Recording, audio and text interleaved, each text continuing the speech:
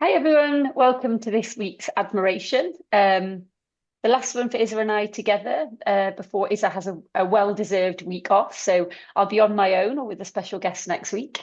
Um, this week we looked at a Burger King ad in the UK. It was an ad called First Kiss, which you might have seen, and it was part of the Foodfillment campaign where they've got a few ads out there. Shall we jump straight in, look at the ad? Let's do it.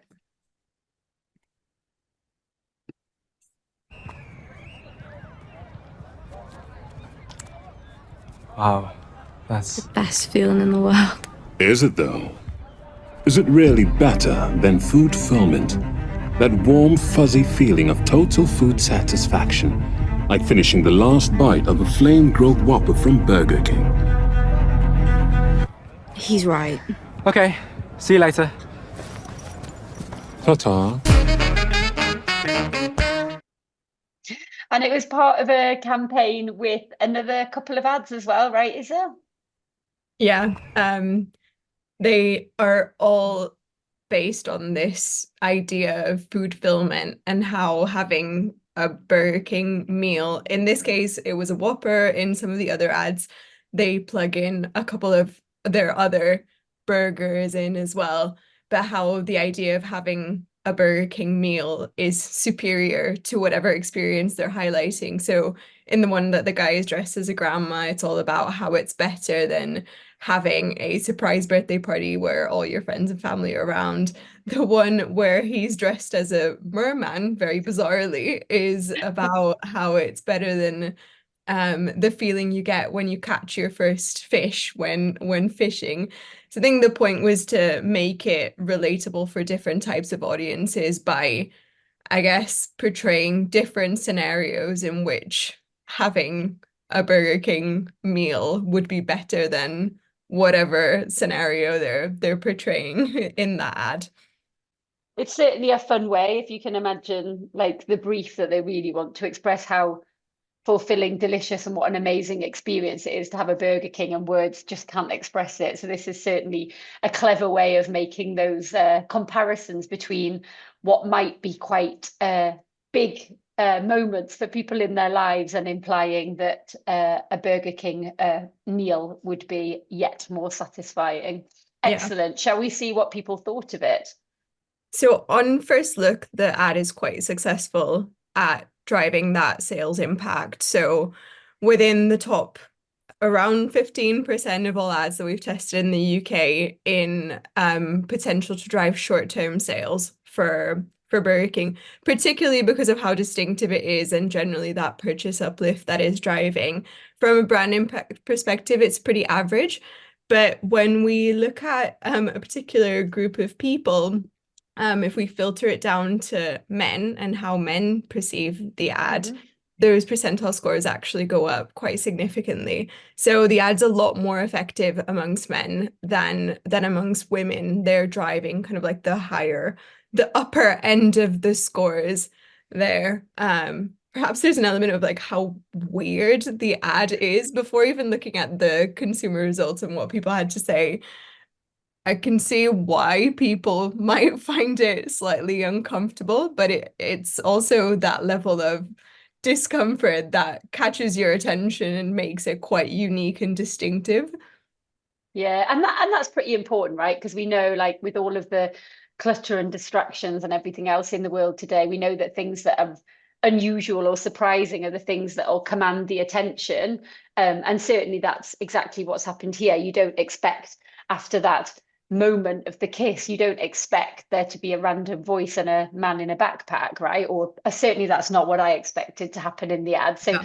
that level of distinctiveness. And I guess it's like it's also quite clever because it's distinctive both from an audio and a visual point of view. So if you were looking at your phone, you kind of get that um, unusual, unexpected moment where the voice suddenly says something. And if you're looking, then obviously you've got the weird look of a man in the backpack. So either way, it's jarring in a way that would grab attention, which I guess is what we're seeing here. Yeah. Yeah, makes a lot of sense. And we've seen it jump up, I guess, both on short and long term for men who seem to really appreciate not just the distinctiveness, but that purchase uplift, for example, and brand appeal, and all of those metrics are just that little bit higher, resonating a little bit more with men. Yeah, I think particularly for men, it makes them see Burger King in a more positive light after seeing the ad. Perhaps they relate more so to the full foodfillment element that the ad is trying to highlight. And then definitely a lot more tension grabbing for the men there in terms versus the norm for men in general in the UK. That makes sense. And if we were to dive a little bit deeper and look, I mean, I guess one of the key aspects is the emotional reaction to the ad. And we can see here that overall emotion is, within the bounds of norm. And I'm guessing it would be laughter, obviously, but how does that differ by men and women? Yeah, I mean, at an overall level, and we can quickly have a look at the overall levels of emotion. At an overall level, men and women find the ad equally as humorous. So the laughter reaction is significantly above the norm for both men and women. We can see there at a total level. It's pretty high in that green, driving the overall levels of emotion for the ad. But when we look at the spikes in the data, so like when the moments that elicit those laughter reactions for men and for women, we actually see that there's higher and more frequent peaks of laughter for men than there are for women. So if we just focus on that laughter reaction, and we flick between men and women, you really see the difference there, as much as both genders found it quite funny. So that's a total level. If we get men in there, or let's get women in there first, actually, to see almost like a flatter trend, despite there still being spikes in laughter, there's a bit of a flatter trend throughout the ad. And when we look at men, you actually see quite a few more spikes throughout. Oh, yes. They're higher as well. So clearly kind of relating a bit more to individual moments in the ad that spike those peaks of laughter there for them. I found it quite funny, even I think when I was looking at this earlier, like even the small moments, like as they just go, oh, okay, and walk away, and then the man in the backpack just goes, ta-ta. And there's just that like peak, because it's just quite funny that what should have been an emotional moment between them has just suddenly become about it being better to have a Burger King, and then he's just like, well, bye then. And it's quite funny watching that little spike that it gets.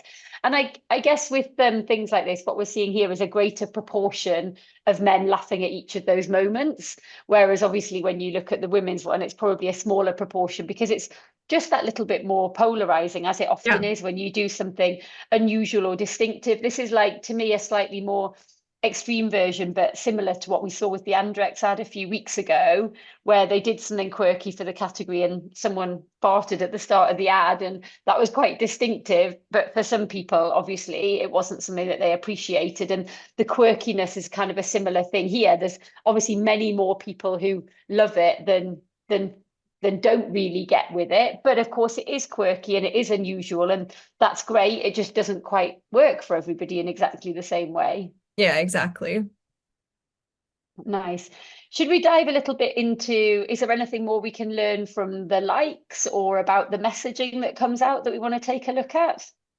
Yeah, I think the likes really get the essence of what people really found effective about the ads. I think particularly the fact that it was quite humorous and quite different for a fast food ad. It really caught people's attention.